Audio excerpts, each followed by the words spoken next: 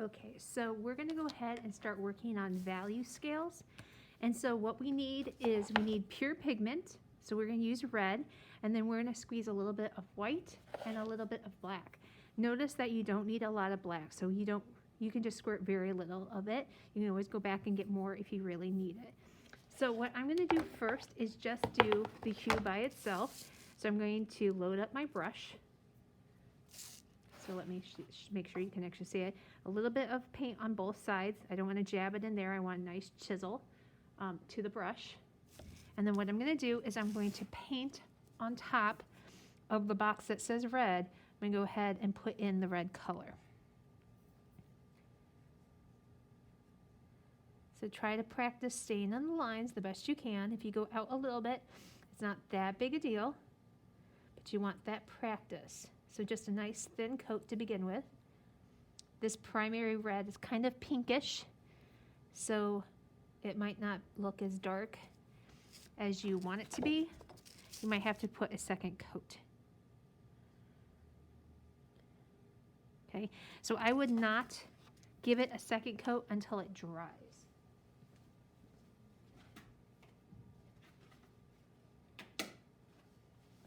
So what we're going to do is we're going to add white to the red, and we want the color to progressively get lighter.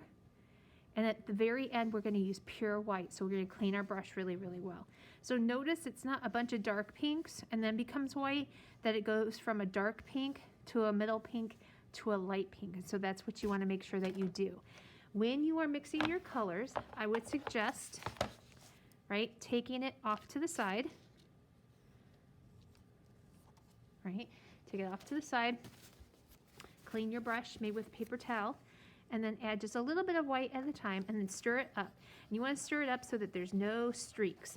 It's going to look kind of like a hot pink. Should be still relatively dark. Now, if you went too light, you could just add more red to it. If you need to make it lighter, you can add more red to it. Or if you need to go lighter, I'm sorry, you can go with more white. Okay, so that seems pretty hot pink.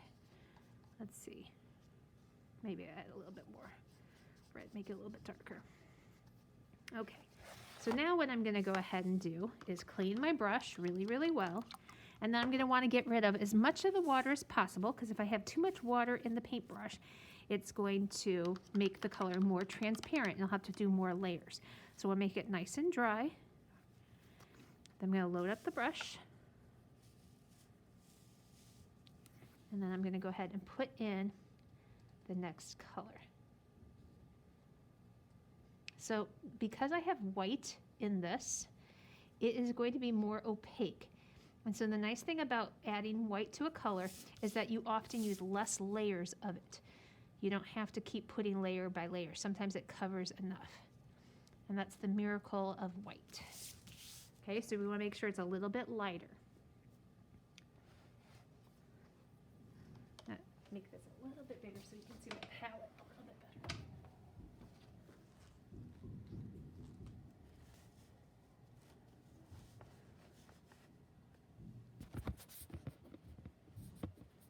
Okay, so let's go ahead, take the palette knife with the paper towel, add a little bit more white, stir, stir, stir. I can use the palette knife to put it in a pile.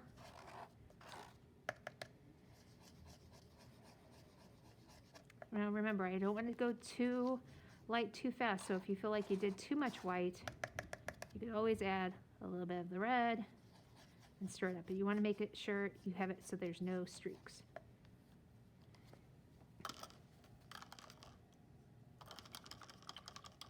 So clean the brush, dry the brush, put in the next color.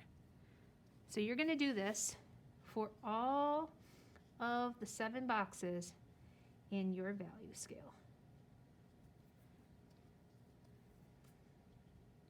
The paint gets thin and kind of dry and it's not filling in.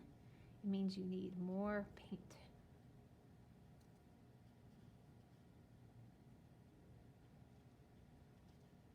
Okay, the very last one is going to be white, so make sure you clean the brush really, really well for that one. Okay, I'm going to paint the rest of it later. I'm going to go ahead and go over the shades, right? So to make a color lighter, we call that a tint.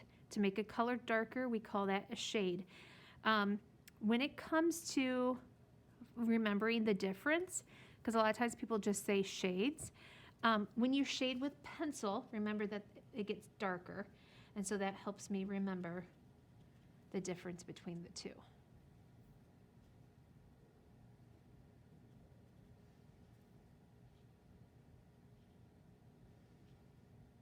Okay, so I'm using the pure red again. I don't want to I want to make sure I don't pick the pink color, because if I do that, the color is going to become gray. And I don't want gray, I want it to get darker and darker and darker. Okay, you might notice that I made the boxes a lot bigger on this one. And the reason for that is black is really potent. It will make the color get dark really fast. So I'm going to go ahead and put my red off to the side. Let me grab some more red, right? And I'm going to add just a touch of black. So I'll make sure you can see this. I'm barely going to use any black. Right? I'm going to stir it up because it will go dark really, really fast. And you'll just have a bunch of colors that look black. Now, if you feel like it went too dark too fast, you can always go in with just more red to stir it up.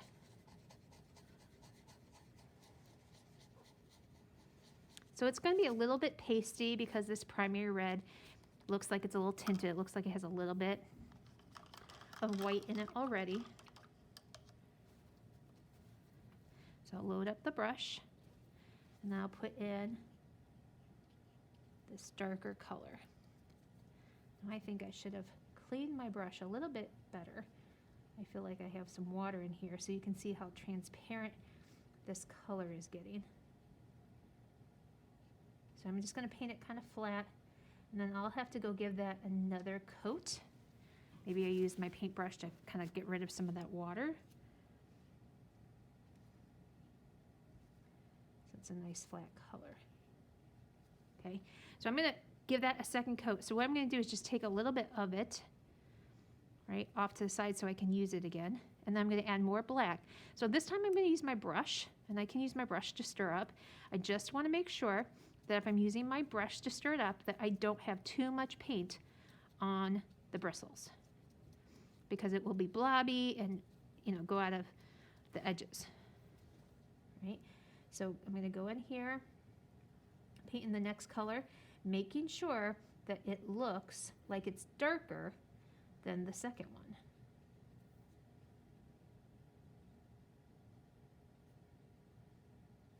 So each of these are going to get darker and darker, and then you're going to paint in the last one solid black, right? So you can see how it just progressively gets darker and darker and darker until it gets black. Make sure you take your time so that you don't automatically go to these last two colors. Okay, that's the end of the demo, but I'm going to keep painting in these so that if you need to, you can kind of follow along. But I really want to make sure I wash out this brush so that I don't make gray. So I want to get that black off. So I'm going to go back to my tints, right? So you'd want to finish all of the tints at one time and then all of the shades at the other. You wouldn't want to jump around. I just wanted to make sure people could move on if they needed to.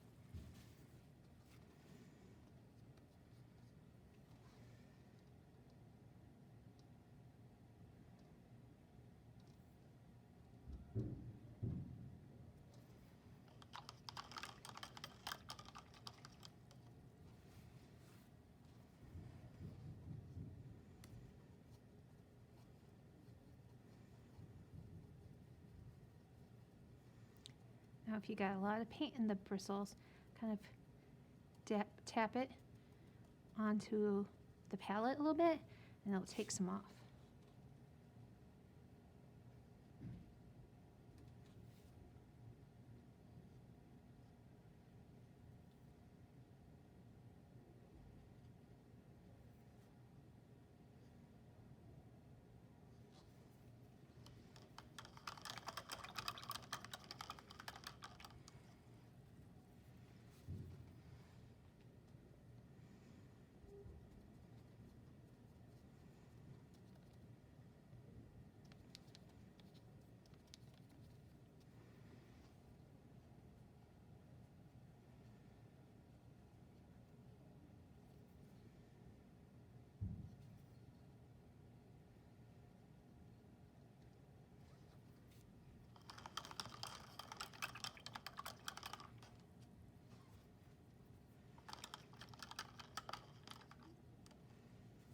So this last one is just going to be pure white.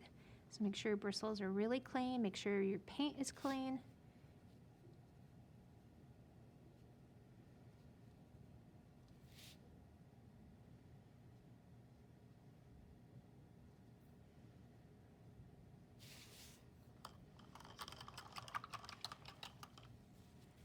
Okay, I'm going to clean my water so that I don't have any white in there.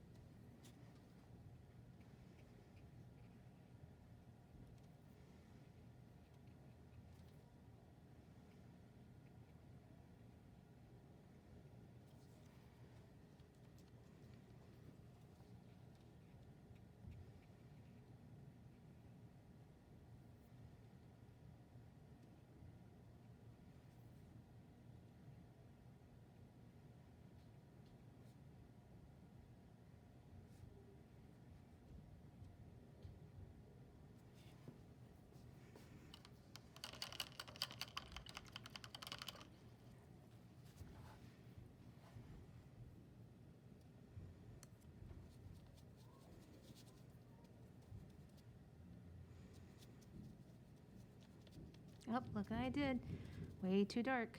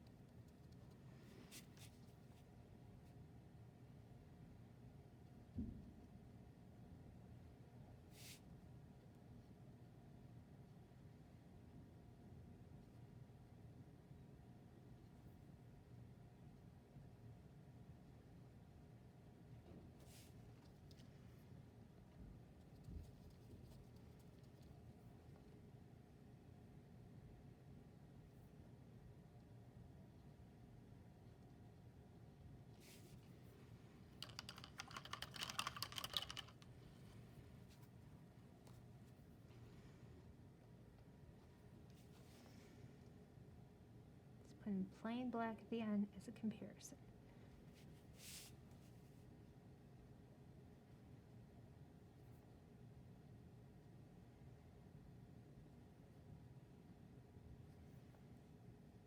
Okay, that is your tints and shades. So manipulating the value of a color.